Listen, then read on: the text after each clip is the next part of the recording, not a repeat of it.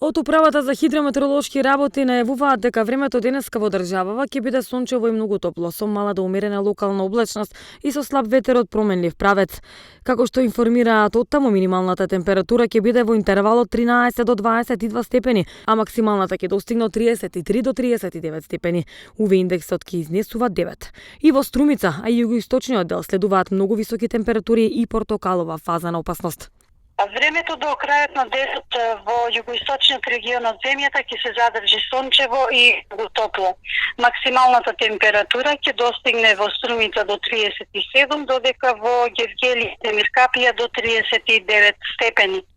И во следните денови времето ќе биде многу топло со надпросечни температури за овој период од годината.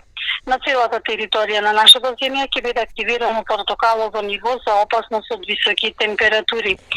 Наместо вдолж по Вардарието и секако во долниот тек на Вардар, температурата ќе го надминува 40 степен. Така утре температурата во Струмица се очекува да достигне до 39, во Демиркапија до 41 степен.